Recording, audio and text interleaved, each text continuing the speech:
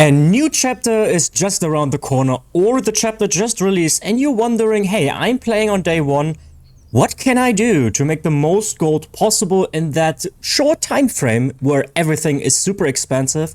And this is what today's video is about. This is getting recorded at update 46, but this will hold value even for the next chapter. So I got 4 tips for you today, plus 2 for Solstice specifically and 1 bonus tip.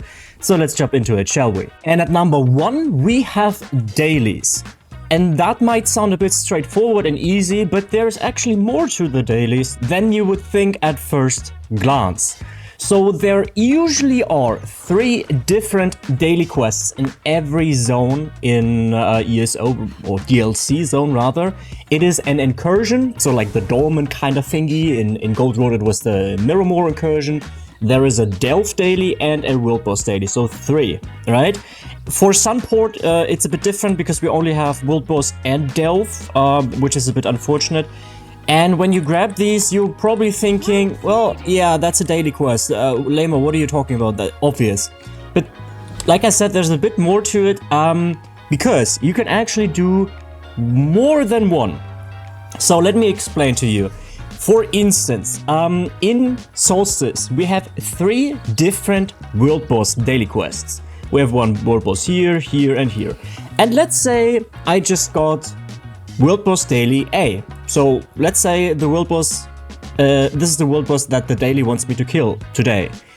What you actually can do too is, once you have completed that, you are locked out of that daily quest for the day. However, you can still do the other daily quest at the same day if somebody shares the quest with you. So that is important to know, because that means in theory you can do all the daily quests that exist, like the daily quest pool that exists, in a single day, which by the way means that in theory you can do the 30 daily quest achievement in a single day. Here you can see I'm currently 18 out of 30 for solo daily jobs from Lector Volonaro and Solstice. But the Solstice chapter has just been released for 7 days, so you might wonder, how does he get 18 when it's only been 7 days? Exactly, that's how. On top of that, you don't necessarily have to do the daily quests with your main character. You can also do them with your other characters. However, that is not to say, when we talk about gold, that you should do them all every single day, because there is a system within ESO that is never really explained, and that is a hidden cooldown. So when you do these daily quests, you get caches, coffers, pouches, whatever. And in these pouches, there can be new motifs. For Solstice, that would be Tideborn. You can see here, learn every chapter in the Tideborn style book acquired through Sunport, solo daily jobs, and World Boss daily jobs. What the game, however, doesn't tell you is that once you have got 1 page for the day, you will be running in a hidden cooldown. So once you have gotten 1 motif page for the day, don't bother with getting more. So what I do is, I do daily quests every day until I get a single motif page, and then I stop for the day. There is this hidden cooldown in the game. Nowhere is it indicated that this exists, but it does. Trust me, it does. I've tried this, I've tested this a lot.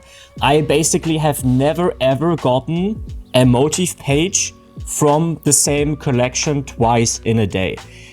You can get different motif pages, so that is possible. So if you get a motif page in Solstice, for instance, and then you decide to do the Blackwood daily quests, the cooldown doesn't count for that, so keep that in mind. But that is something that you have to consider. Next up, we have Antiquities. The Antiquity system, I'm not gonna explain the whole thing, but what you need to know is that you can always do the green Antiquity and the blue one indefinitely. So you don't need to farm any leads for whatever, you can just do them forever, basically. You get them by default. And why would you do these? So when a new chapter releases, usually there are new furnishing plans tied to the antiquity system. And your main focus with these antiquities should be to get all of the bonus items. Because in these bonus items, you can get the furnishing plans, which are extremely pricey, especially in the first week of a chapter release. And how you can exactly do that with getting all the bonus drops, basically every time, I am going to show you right now. Alright, so here we are in the antiquity window. I made it to the dig site, and now I'm going to show you how you can exactly do that. Your first priority is always get the main antiquity. So let's just do that on the fly here. Let's see. Green marks the spot, basically. There we go. We get that over with quickly, and then we get to the point that I want to show you. Oh, we got lucky, Nito. So your goal, you see these little vents here? Your goal is to connect all these vents to one another by having all the little squares here on the same height. So you can prep that before. So now I have the main antiquity uncovered. Also, I have one bonus item already. So now my goal is to get all the little vents to the same height and have them connected by a path, which I have done now. Now you will use the trowel. You will have to have it has to be fully charged. And you can already see, oh, they are all connected. So what happens when I do this now? And I get all three. Unfortunately, it would have been perfect for the video right now if I had actually gotten a furnishing plan. That didn't happen, but you will see here in the bonus loot there can be furnishing plans. You have to be cautious about these because they can be sometimes extremely expensive. So don't accidentally sell something to a trader or to a merchant rather that you don't want to, because you might miss out on a few hundred thousands of gold basically. So the antiquity system is something that you can do infinitely. There is no hidden cooldown behind this. As you have seen before, I have already done a lot, right? I have almost unearthed like 50, bit shy of that, 50 antiquities. I was pretty unfortunate. I think I only got 4 or 5 furnishing plans. However, on stream we had someone in chat who got like 10 blue ones and 4 purple ones. They drop in price rapidly. So if you start out with this on day 1, and you like the antiquity system, you can farm this as long as you feel fit, as long as you can be bothered to do so, and sell the furnishing plans ASAP, because they will drop, trust me, they will. So that is a perfect way of getting a lot of gold early on. And at number 3, we have farming containers. So when a new chapter releases, there is, like, with a very small group, with a niche of small niche of people who are trying to find the the spot where you can farm trunks and containers and whatnot infinitely. So only trunks, wardrobes and the likes do count when you come across an apple basket, for instance. So things that contain provisioning materials, you don't have the chance of what I'm about to tell you, because these trunks here can contain furnishing plans as well. And usually, or oftentimes, I'm getting seen here in a second. Make yourself scarce. I'm calling the guard. Make yourself scarce. I'm hiding. I'm hidden. Go away. You can get furnishing plans. Oftentimes, they are different from the ones that you can get from the antiquity system, which usually leads to the fact that these furnishing plans are way more expensive, way more rare too. And what you can do is that you can basically, for instance, in this instance, this is a spot that I have made a video about. I'm not gonna... That's it. You forced me to call the guard. You forced me to call the guard, you did.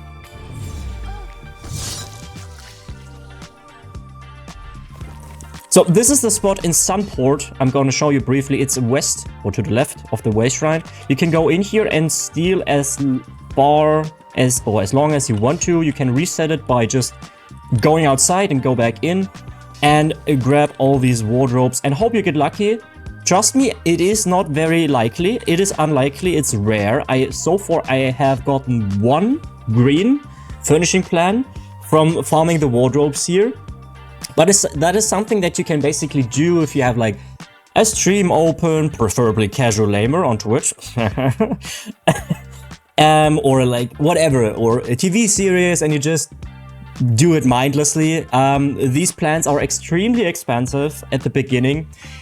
Note, however, that when it is similar to the crafting motif grind, once you have gotten a purple furnishing plan, it might also be counting for blue, I'm not 100% sure, you also run into that hidden cooldown, which is account-wide. So, oh wait, no, that's not actually true. The crafting motif, it's very murky. Listen, bear with me, it's very murky in ESO. The crafting motif grind, that is a global cooldown for your whole account. For furnishing plans, however, that is a character limit. So you have a character cooldown, you can go to the next character and keep doing that. That is not a rule, however, guys. That is not a rule because every chapter is a bit different. So you have to kind of figure it out for every chapter how ZeniMax decided to do it this time, you know. I know, it's the same for me as a creator. It's sometimes it should be like this, it isn't. But furnishing plans, once again, stealing, wardrobes, whatever, every container counts. Grind your fingers sore, I suppose. There is a lot of gold to be had. Let's get to the next one.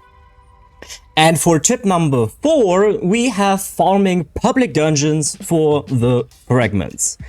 So whenever a new public dungeon releases, at least it was for Necrom, it was for Gold Road, and now for Solstice as well, the public dungeons contain a fragment that you need multiple of to complete a special collectible or an achievement. And generally speaking, these fragments are very pricey at the beginning. For the public dungeon in Solstice, which is called the Detra Grotto, it's a bit different this time again, like I said, murky. But let me start with the beginning. For instance, in Blackwood has 2 different public dungeons that both drop different fragments. You can farm these indefinitely, they don't have a cooldown. However, here in Solstice right now, there is also a daily cooldown. So what you do is, let's say Solstice releases or a new chapter releases, whatever. You farm the public dungeon until the point where you get 1 fragment, then you stop for the day and repeat that the next day. I will myself try to get we'll get the fragment right now for the day. It usually takes about 5 to 15 minutes, so maybe we are very lucky and I don't have to cut this down too much. And show you what the prices are to get you an idea of how expensive these things are at the beginning. There we go, look at that. Super lucky Vial of Tainted Blood. There we have it. First mob group. We just got it right away. And you can see, that was perfect. Vial of Tainted Blood. Consume 25 vials of Tainted Blood to unlock the Skill Stylist Eviscerate achievement and the Eviscerate Violet Purple skill style. So you can see that's an achievement and also a collectible. And it's currently going for 73,800 gold. At release, I sold these for 130,000. It's just a week ago, right? So the faster you are with this, the more gold you can make out of this. This just took me 2 minutes, basically. Not even. I mean, traveling here, I guess, counts. So do this every day. This is an account-wide, for this instance, an account-wide cooldown activating once you have gotten one. I have never before got 2 vials of Tainted Blood before. So what I do, every day I come here, I get that 1 vial, takes 5 minutes, and then I leave again. And it's basically 70,000 gold for 5 minutes. You can do that every chapter. These prices also will drop heavily. But there is always gold to be had. Even nowadays, you can farm Blackwood public dungeons, and the fragments in there are still worth 8,000 gold a piece, usually. PCEU, that is. So it doesn't necessarily have to be the start of a new chapter to make some decent gold here. Now we switch over to a Solstice specific tip right now, because with update 46, the master rates have been changed fundamentally, and now we have unknown master rates. So they are stackable, so the banks don't get clogged with all the master rates. On top of that, we have gotten this subclassing system. I don't have to explain the subclassing system to you. Other people can do that way better than me. However, you need to level your subclasses in order to be able to get all the skills within these skill lines. And one way to do this, which is by the way also the most efficient way or the fastest way that is possible, are master rates. Of course, master rates. So why is this Solstice specific? Because everybody and their freaking mom wants to level these skill lines right now. And that means master rates, since they are the most efficient way to do this, are stupendously expensive right now. So if you are like a console player right now, the June 18th is just like a week or so from now when I'm recording this. If you have master rates in your bank, don't sell them just yet. Trust me, don't sell them just yet. I made the mistake that I did 250 master rates before the update 46 release. It's no biggie, you know, I'm already rich in the game, so it's fine. But if you have any master rates, sell them. Sell them right now, even if you are on PC EU right now. The prices are still crazy. For my master rate drop chances, since they are so crazy, I get like 10 to 15 unknown master rates every day, and I make 100 to 200,000 gold a day just for my master rate drop chances. They are so pricey right now. It will even out at some point because people will not buy these anymore, or not as much anymore, once they have all gotten their subclasses leveled up. So this is very time sensitive right now. If you want to make a lot of gold and you have master rates stocked up, sell them right now. And for our second Solstice specific tip, this is especially interesting for you console players out there right now, because on PC the prices have already adjusted significantly, and it is the harvested soul fragment. Unfortunately, I don't have footage of it right now, or I have it, but it's not live, so I will play right now here in the left side of your screen, maybe. I'm not 100% sure how I do it. So these harvested soul fragments, they can drop from soul reapers. They can be found in all of Solstice, but also in the rest of Tamriel. And they have been more rare in the rest of Tamriel. They have been kind of frequent in Solstice though. So once you go into Solstice, you console gamers, on June 18th, definitely farm these. Or at least once you when you come across one, kill them. Because they can drop the harvested soul fragment, and I'm not lying to you when I tell you on release day on PC, they were at 250,000 gold a piece. Alright, I myself sold one for 200,000 gold, so this is very time sensitive. As you can see right now, the sale average is on 39,000. So it has dropped in price so much. I mean, don't get me wrong, 39,000 is still pretty great, so you can still farm them right now on PC. But this is especially interesting for your console players who watch this before Solstice goes live. If you go into Solstice, you come across these soul reavers, don't walk past them. Do not do that, please. You will thank me later once you have gotten one or two of these harvested soul fragments. It's easy gold. They will drop in price so fast, and you will thank me for doing that right away. And lastly, the bonus tip that is true for basically all the chapters, most chapters that is, but we get that, don't worry, is holding out on your upgrading materials, or specifically dragwax, tempering alloy, rosin, chromium plating, and maybe even columbine and cuda. And the reason for that is pretty simple. For Solstice specifically, it was especially interesting because with a new chapter there are usually new item sets, and it oftentimes is the case that the meta shifts. So people will be crafting new sets. And what do you need to craft a new set and to max it out? Yes, you need the gold upgrading material, drag race tempering alloy, and so on, so on, so on. You will need 8 per armory piece. So people will buy them more frequently than they used to. And naturally, that means prices will rise. If we have a look here, for instance, at a Dragwax. Dragwax is currently sitting at 11,000 gold. Before the chapter released, it was on 10,000 gold. So it's just 10%. I'm still suspecting this to go a little bit up rather than down again. Chromium plating has also seen a great shift in, it's currently at 7,051. It used to be at 6.8k before the chapter release.